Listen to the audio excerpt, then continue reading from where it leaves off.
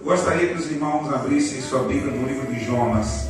Nós vamos meditar um pouco hoje aqui sobre... Entretanto, Yahvé, o Senhor, respondeu-lhe: Ora, Jonas, tens compaixão desta planta, embora não tenhas cuidado dela, nem a fizeste crescer, nem a podaste.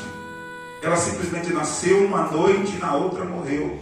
Por outro lado, Nínive tem mais de 120 mil seres humanos que não sabem discernir a diferença entre a mão esquerda e a mão direita, nem tampouco conhece o mal ou o bem. Além de muitos animais inocentes, haveria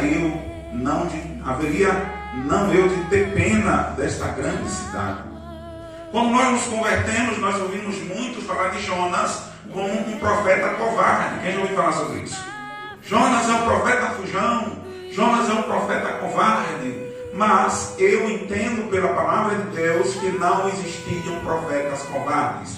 Jonas não era um covarde. Covarde não aceitava cargo de profeta. Eles eram odiados porque ele trazia a verdade de Deus que confrontava as pessoas. É só você olhar na história, profeta Elias, profeta Eliseu, profeta Jeremias, que a gente vê a história dos profetas como eles eram massacrados porque eles confrontavam as pessoas. E Jonas não era um profeta covarde. Jonas era um profeta, filho de profeta. A palavra de Deus diz lá no capítulo 1 de Jonas: a palavra do Senhor veio a Jonas, filho de Amitai, dizendo: dispõe-te e vai à grande cidade de Nínive e clama contra ela, porque a sua malícia subiu até a minha presença. E daí começa a história de Jonas. Mas eu trago uma reflexão para nos levarmos a entender o que levou Jonas a agir dessa forma. Olha para o seu irmão e diga: não era medo, não era covardia, era ódio, era raiva, frustração, angústia. Pastor, quem era a Síria? A Síria era uma nação, a qual era Nínive, a capital dessa nação. E a Síria era uma nação inimiga de Israel, que vivia vizinho de Israel, tentou invadir Israel 14 vezes. Em uma dessas vezes, vocês leram a história, foi na época do rei Ezequias. Tentava destruir Israel, ou seja, eram homens cruéis, homens desprovidos de Deus. Eles tinham o costume de subjugar uma cidade. Eles matavam os governantes para que a cidade não tivesse governante. Eles matavam todos os profetas e sua família para que a palavra de Deus não fosse pregada. Eles matavam sacerdotes para que ninguém consultasse a nenhum Deus. E eles matavam soldados para que ninguém tentasse se revoltar contra eles. Era um povo lento. Era um povo mau. E todos os profetas, eles oravam sempre ao Senhor, pedindo ao Senhor que julgasse a cidade de Nínive. Deus, quando é que o Senhor vai exercer justiça contra Nínive? É só você ler o livro de Naum. É só você ler o livro de Sinfonias. E você vê exclamando. O livro de Isaías decretou o fim de Nínive. Era um povo mau. Agora eu fico imaginando uma criança. Ela nasce, pastor, e ela nasce aprendendo: aquele povo tem que ser destruído, aquele povo tem que morrer, aquele povo não presta. Ali é a personificação do mal. Meu filho, um dia você vai crescer e você vai ver a destruição daquele povo. Como será que cresce o coração desta criança? Com esse desejo. Olha para o seu irmão e diga: um profeta sanguinário queria ver destruição. Quando ele se torna profeta, aí agora vem o Senhor. Deus é tremendo, gente. Deus toca na ferida. Deus precisava curar aquele profeta. Aquele profeta estava desviado dos princípios que Deus estabeleceu. Deus não chamou profeta para desejar a morte de ninguém, não. Deus chamou o profeta para profetizar libertação e cura, e não para profetizar a morte de ninguém. Deus não quer profeta do caos, Deus quer profeta da bênção. Aí Deus disse: Jonas, filho de Amitai, desce a Nínive, clame naquela cidade, porque eu já não suporto mais a maldade daquele povo. Ou seja, eu quero dar uma chance a ele de se salvar. Isso aí tocou na ferida, lá dentro. Eu fico imaginando agora, Jonas, espera aí. Não, Nina, não. Eu fico imaginando agora para fazer as palavras de Jonas. Não, Senhor, não. A minha vida toda eu orei e esperei por esse dia. E o Senhor quer que eu vá para lá, para aqueles miseráveis se salvarem? Eu não vou, não. Não vou. E a Bíblia diz, no versículo 3 do capítulo 1, que Jonas desceu até Jope, porque ele queria ir para Tarsis. Entretanto, Jonas decidiu fugir da presença de Yahvé, o Senhor, e partiu na direção de Tarsis. Isto é, jaspe amarelo, descendo para a cidade de Iapô, Jope, ou seja, Formosa, encontrou um navio pronto para zarpar para Tarsis.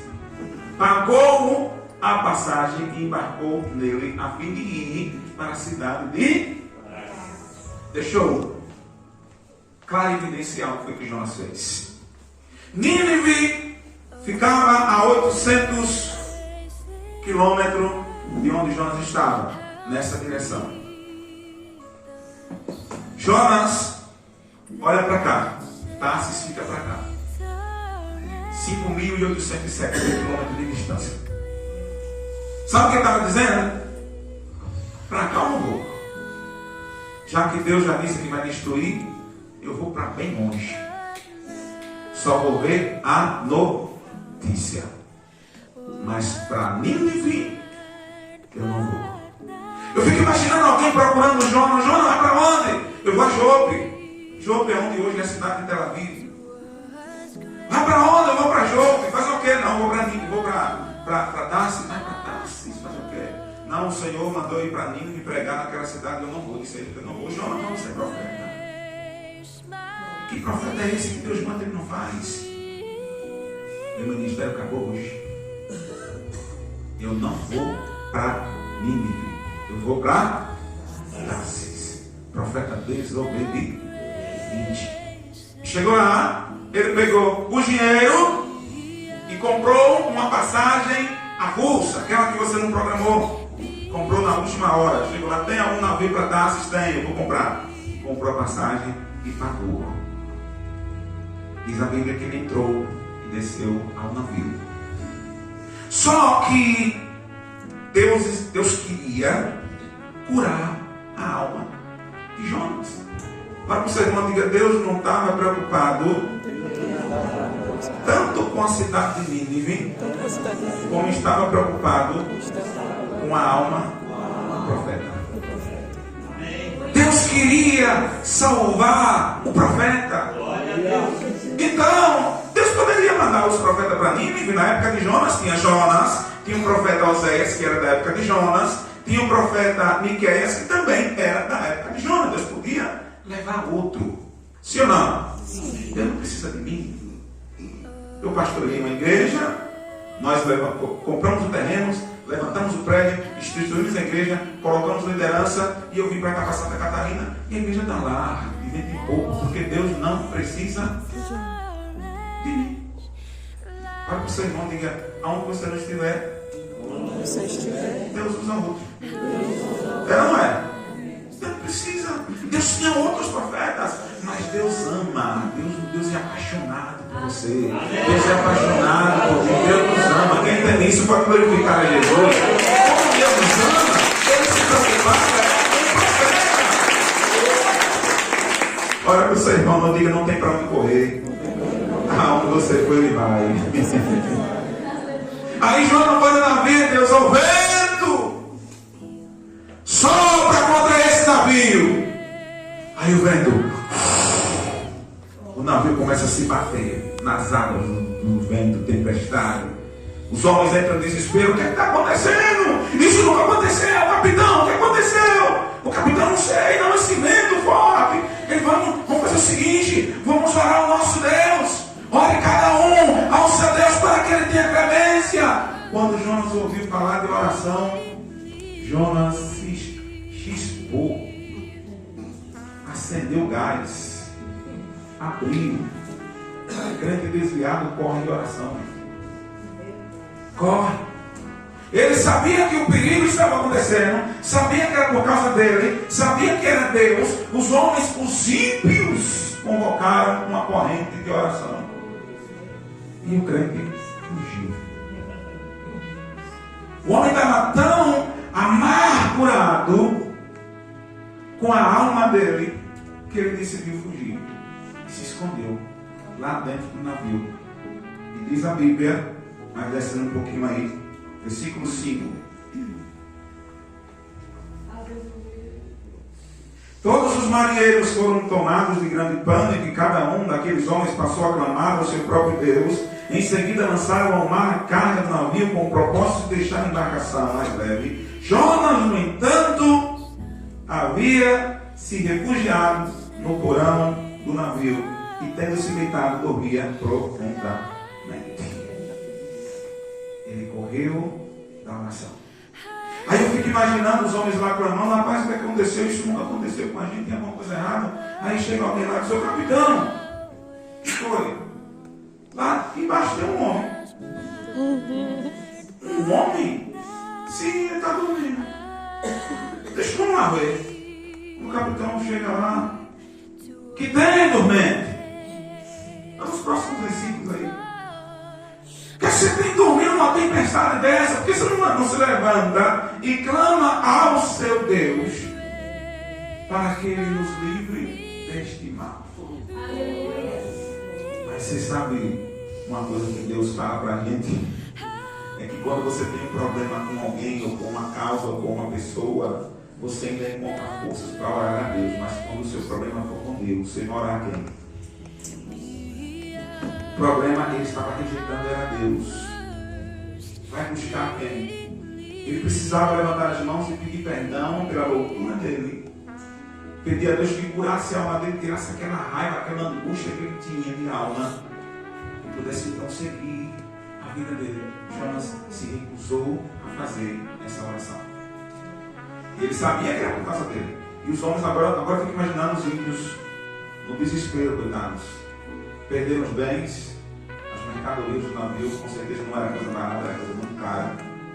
Eu fico imaginando eles agora procurando uma solução, não tendo, e Jonas sabendo que era ele.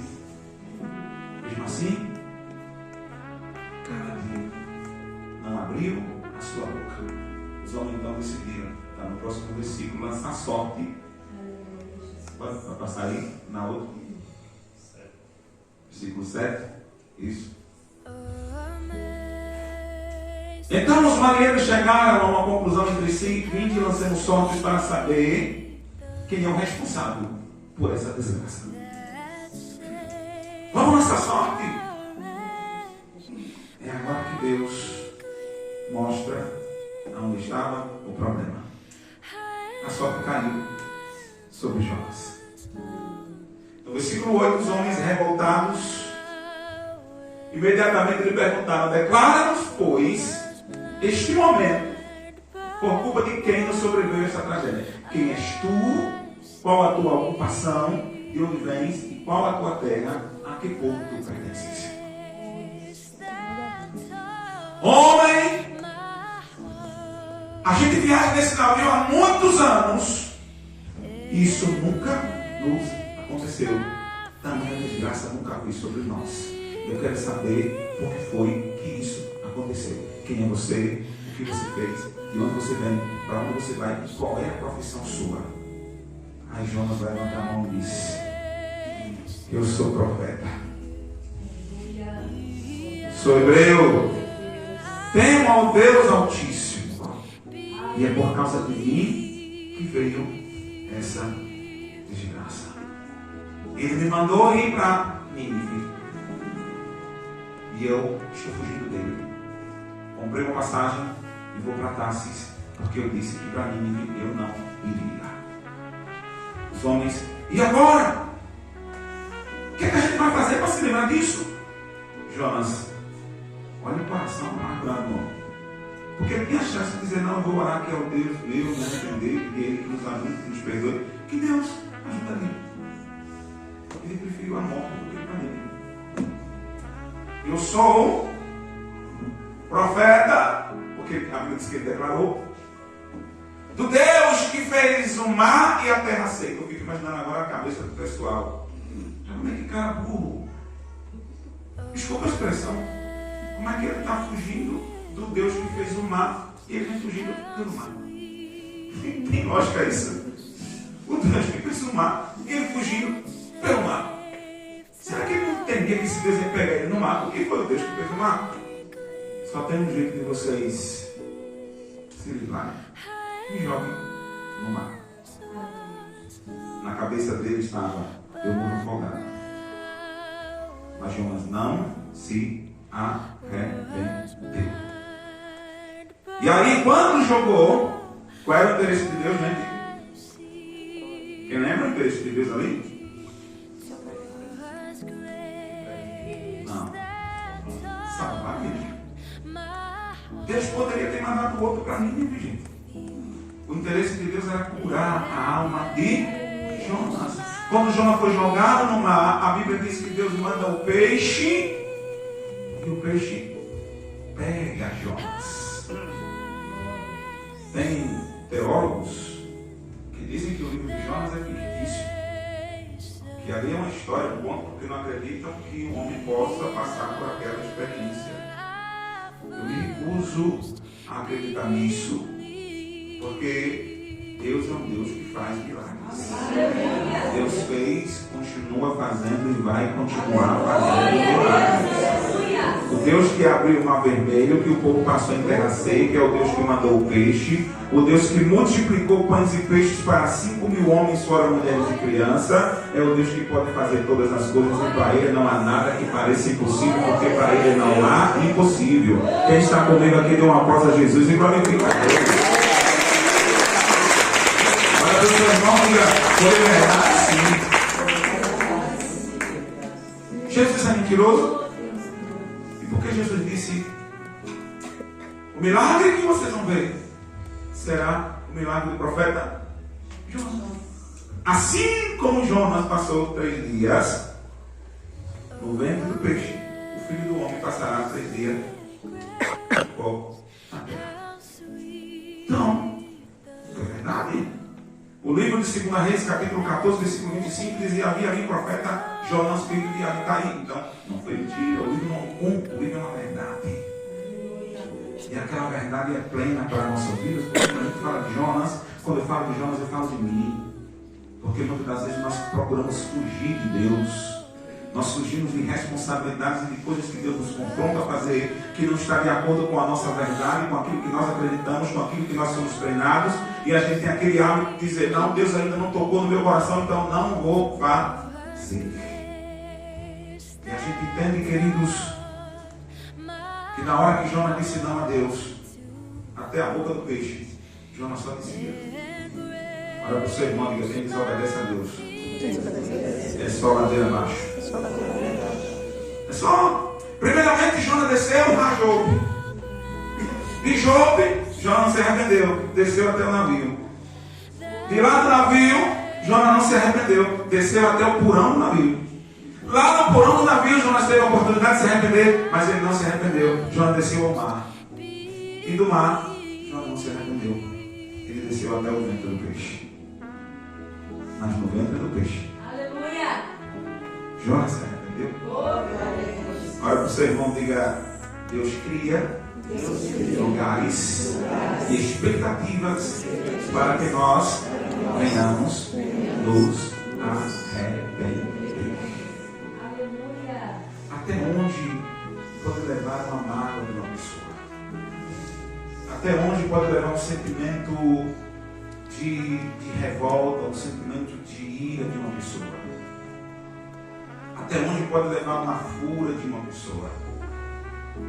Uma pessoa que está magoada, a Bíblia diz lá no livro de Provérbios, capítulo 18, versículo 19, que um coração ferido é mais difícil de conquistar do que uma cidade forte. Porque a pessoa, quando está com o coração magoado e ferido, ela constrói ídolos ideológicos.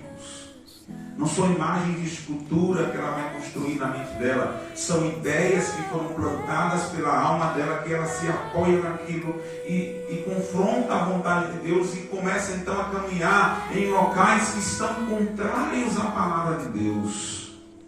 Pessoas magoadas, elas têm dificuldade de se relacionar com Deus, mas a gente só pode se relacionar com Deus quando a gente vence as grades e as correntes das mágoas.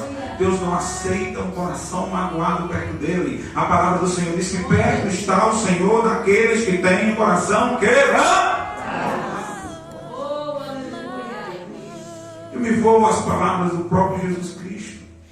Se vocês não perdoarem aos homens as suas ofensas, tampouco, ou seja, muito menos, de jeito nenhum, de forma nenhuma, o vosso Pai Celestial perdoará as vossas ofensas. Ou seja, o amor é um ato de doação, e eu só posso receber se eu der. Ah, pastor, mas é porque você não entende. A gente foi criado. Eu fui criado em uma casa onde era paus todos os dias e brigas, e eu me cresci vendo esse lar todo bagunçado, e o meu coração foi crescendo angustiado, e eu vivo uma família que o pau quebra todos os dias. Eu quero dizer para você que o amor vence todas as coisas. O amor perdoa uma multidão de pecados, porque quem ama perdoa. Você sabe onde vem a palavra perdão? A palavra, o prefixo per, está relacionado a uma coisa feita com qualidade. Quando você faz uma coisa, você fez, mas quando você olha que diz é perfeito, é feito com qualidade. Você seguir alguém, você está seguindo, mas quando você fala perseguir, você está seguindo com ímpeto, com força.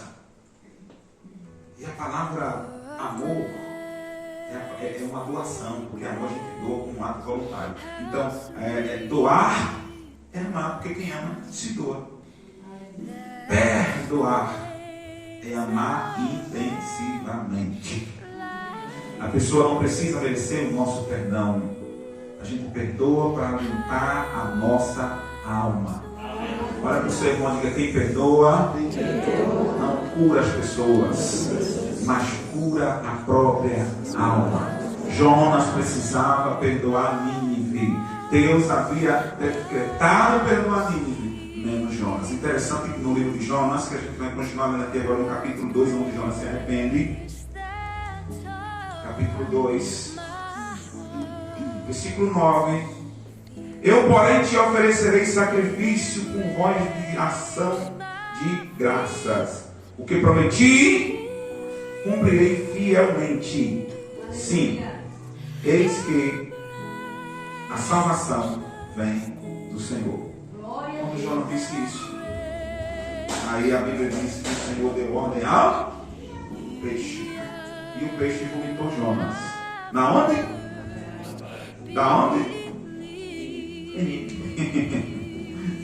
Olha para o seu irmão, diga: os propósitos do Senhor serão estabelecidos. Jonas se arrependeu. Aí diz: o que eu votei, eu vou cumprir.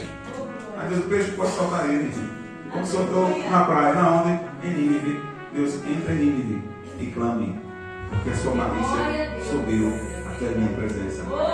Jonas, então, sim, Senhor, entrou em Nínive e começou a pregar em Nínive. Durante 40 dias, toda a cidade de Nínive se arrependeu ao Senhor. Do rei até o menino. Vestiram pano de saco e fizeram jejuns e orações.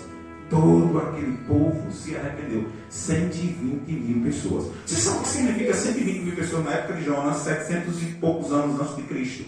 Seria tecnicamente aí uma cidade em São Paulo, Brasília.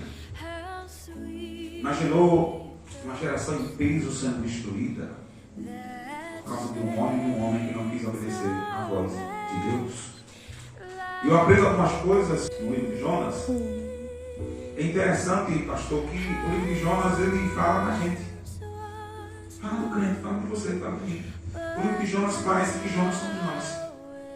Com nossas desculpas, com nossos jeitos escarrapados de ser, tentando fugir das coisas que Deus nos ordena que a gente faça. O livro de Jonas fala comigo. Interessante que no livro de Jonas o vento obedece a Deus, o mar obedece a Deus, os ímpios obedeceram a Deus, a planta obedeceu a Deus, o verme obedeceu a Deus, o sol obedeceu a Deus, menos o crente. Menos Jonas, porque estava carregando uma ferida na sua alma. Mas a ferida ainda não tinha sido curada. Jonas pregou, e depois diz a Bíblia no capítulo 3, que ele saiu para um lugar distante um pouco da cidade, cá para a cidade, e ficou esperando o fogo descer do céu para consumir a cidade. Está lá no próximo capítulo. E diz ali que ele ficou esperando a ruína vir, e a ruína não veio, Deus pegou a cidade. Jonas adormeceu, Deus fez crescer uma planta, uma arvoreira sobre ele, fez aquela sombra. E aquele ventozinho que Deus mandou, tipo um ar-condicionadozinho de Santa Catarina em tempo de inverno, né? Aquele ventozinho gostoso. E veio soprando sobre Jonas. Jonas, que lugar bom de ficar, que lugar bom de estar. No outro dia, Deus mandou o verme comeu a planta morreu.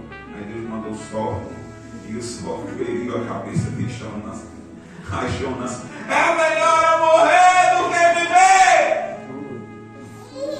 viver! Imagina Deus, como é que é, Jonas? É isso que você está dizendo. É isso mesmo, é melhor morrer do que viver. Eu sabia que o Senhor perdoaria esse povo. Eu não queria vir para cá porque sabia que o Senhor é compassivo, longânimo, e o Senhor perdoa. Ia perdoá-los. Jonas não queria por conta disso. Deus vai e diz para Jonas: Jonas, você se compadeceu de uma planta que você nem viu nascer, nem viu crescer, nem podou, que num dia nasceu, no outro morreu. Você não quer que eu me compadeça de 120.000 pessoas ignorantes, que não sabem discernir a mão direita e da esquerda, que não sabem discernir entre o bem e o mal. Você não queria que eu me compadecesse dessas pessoas, Jonas. Interessante, pastor, que ele termina. Diga, pastor, por que ele terminou com a pergunta? Por que você não tem resposta? Porque essa é uma pergunta que Deus faz todos os dias ao nosso coração.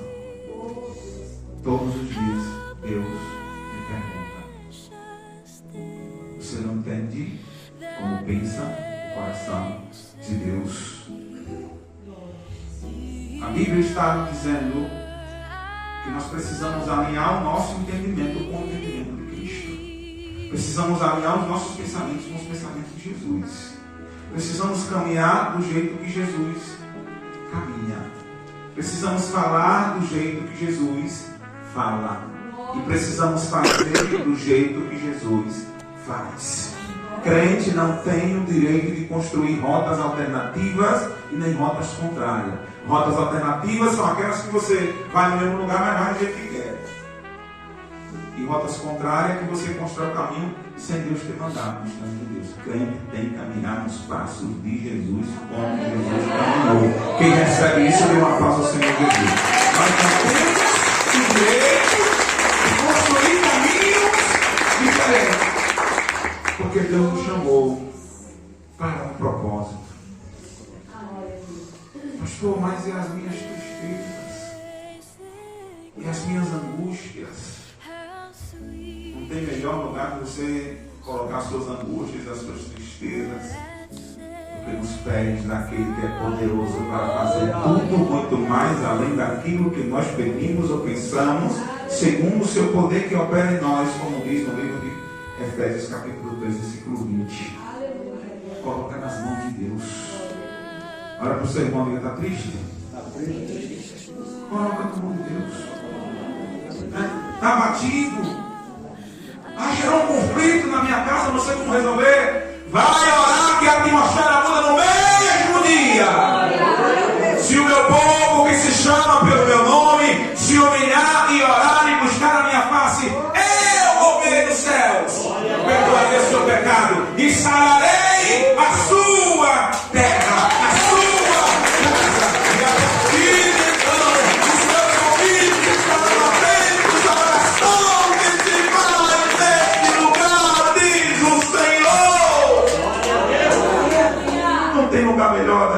descarregar nossas emoções do que no colo de Jesus. Se Jonas naquele dia dissesse: Senhor, eu não aguento mais isso. Se Jonas chegasse: Senhor, está doendo, eu sinto um ódio daquele povo. Arranca esse ódio de mim para eu poder ter ido lá. Deus teria feito: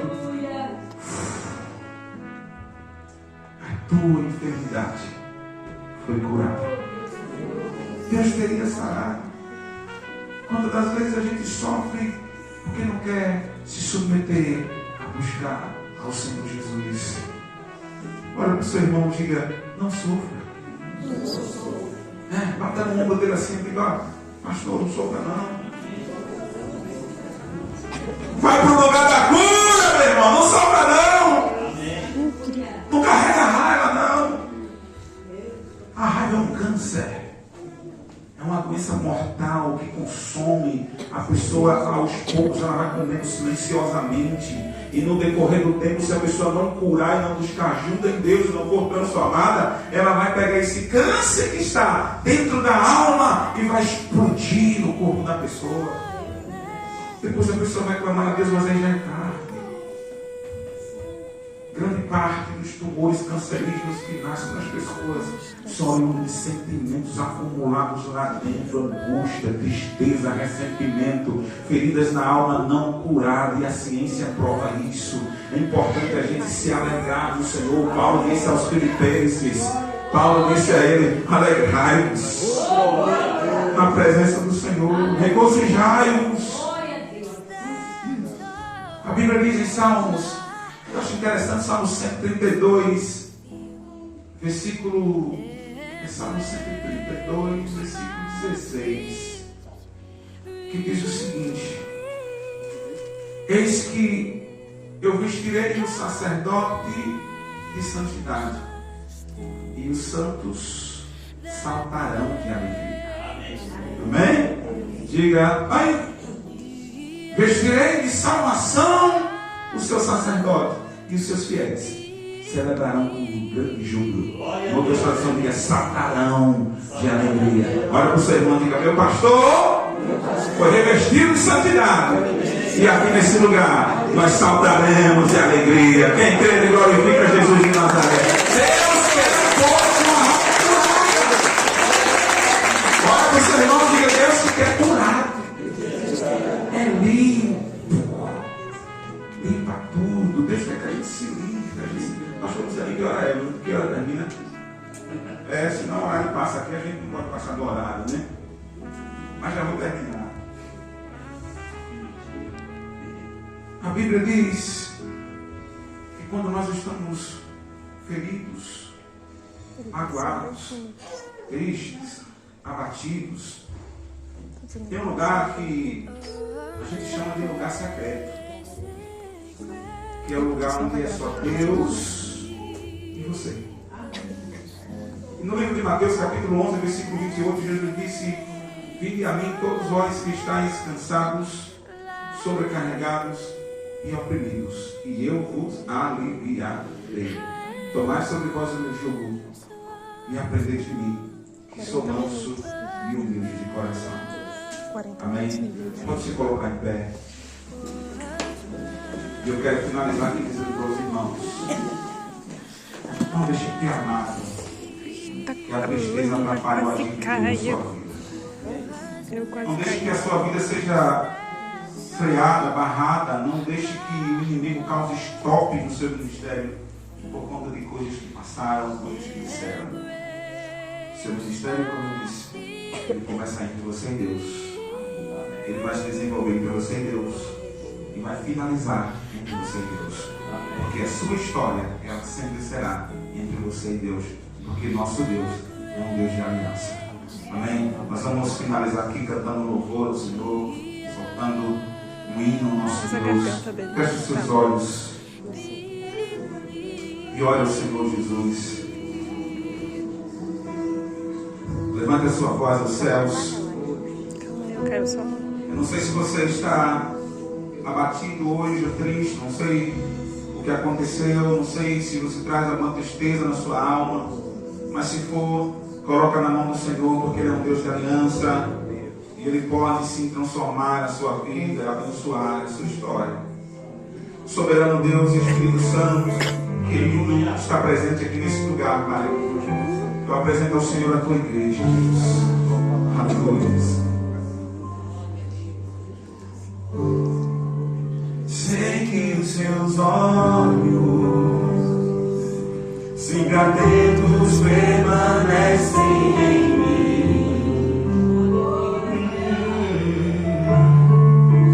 e os seus ouvidos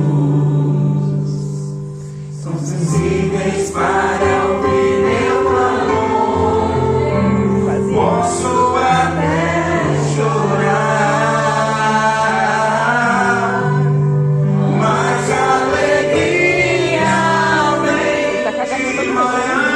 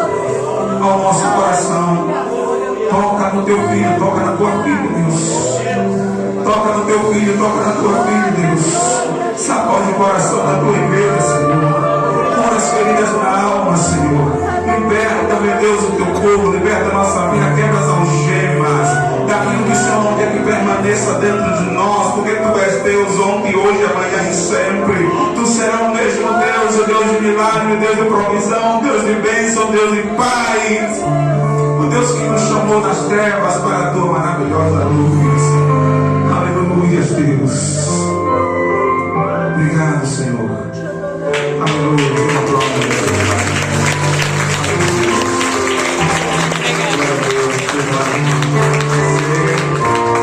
Aos amados irmãos, pode baixar aí, meu querido. Pode baixar o som.